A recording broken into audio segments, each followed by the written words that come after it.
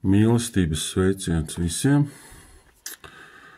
Vēlos veidot video par debesu valstību, skaidrot, kas ir valstība.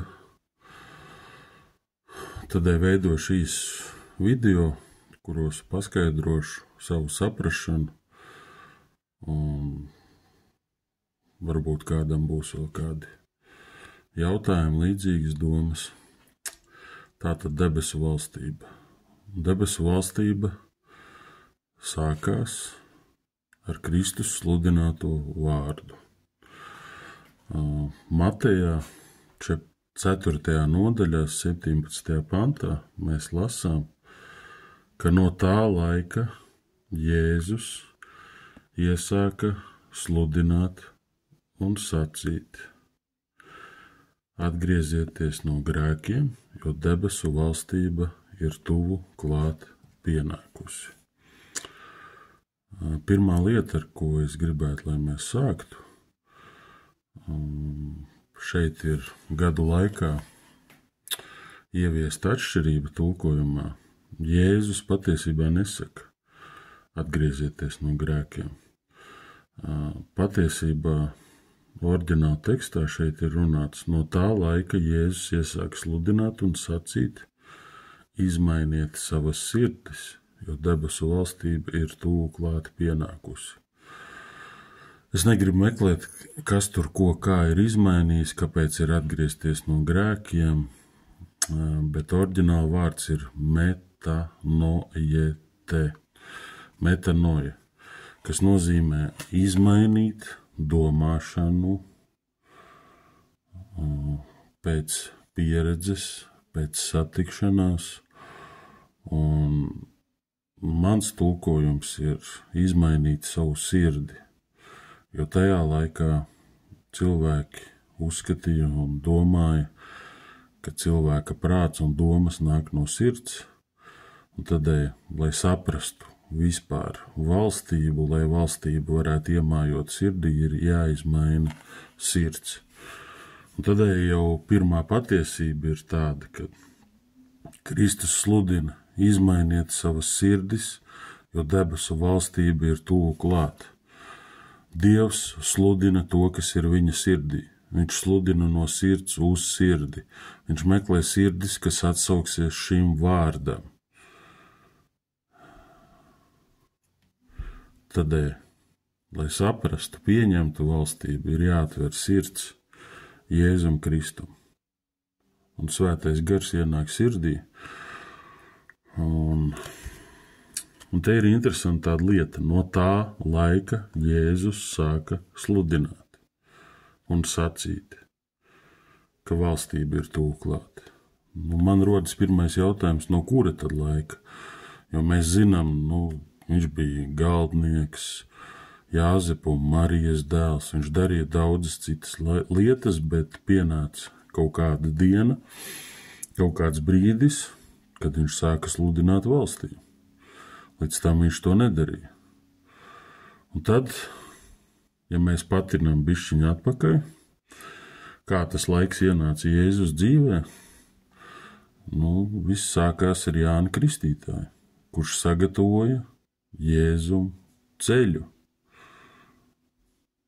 Saucēja balss tuksnesī: sataisiet tā kunga ceļu, dariet līdzenas viņa takas. Un visa Jūdeja, visa Izraels iznāca pie Jāņa kristīties. Tātad Jāņa kristītāja sirdī arī bija svētais gars, kas sludināja par valstīm.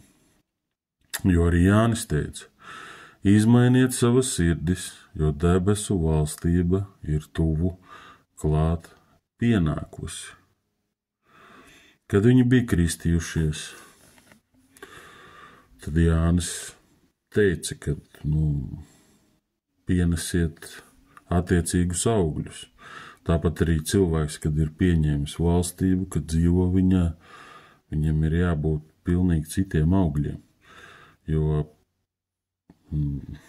valstības pieņemšana ir izmainīta sirds, un izmainīta sirds izdod gara augļus, svētā gara augļus. Un tad mēs lasām, ka pirmā lieta, ko Jēzus darīja, viņš tika kristīts. Iegremdēts, Jāņa Kristītāja kristīts. Un kad viņš tika kristīts, tad debesis atvērās un Dieva gars nolaidās uz viņu. Respektīvi, viņš piedzīvoja svētā gara kristību arī no debesīm, un balss no debesīm liecināja, ka šis ir mans mīļais dēls, uz ko man labs prāts. Līdz tam viņš bija Jāzepa un Marijas dēls. Teiksim tā, kristās izmainās sirds, tiek atvērta sirds valstībai, un mainās arī tavu piederība. Bet tālāk ir pats interesantākais.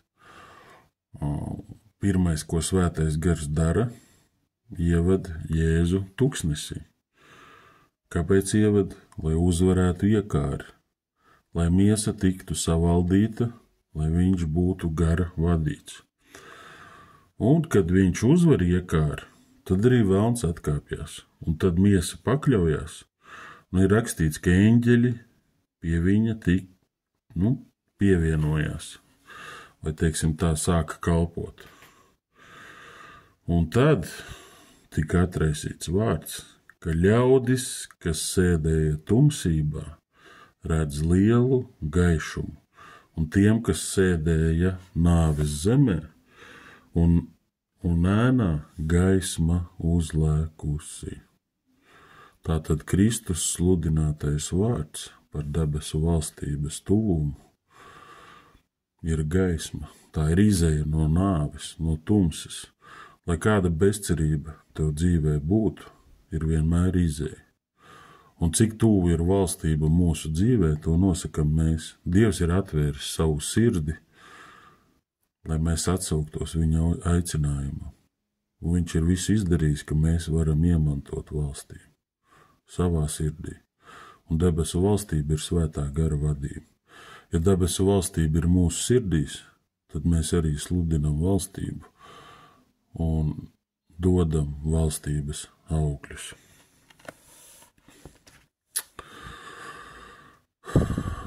Un mēs esam debesu valstība, kas grib klātienē tikties. Mēs esam draudze, Cēsīs.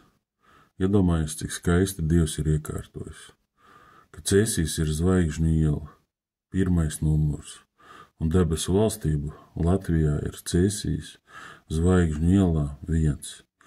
Tā kā tie, kas grib kopā darboties valstības darbos un svētais gars ved, droši aicināti. Tie, kas vēl nepazīst Dievu, Jēzu vai nezin, kas ir valstība, jautājiet, meklējiet, jo tie, kas meklē, tie tikai atrod.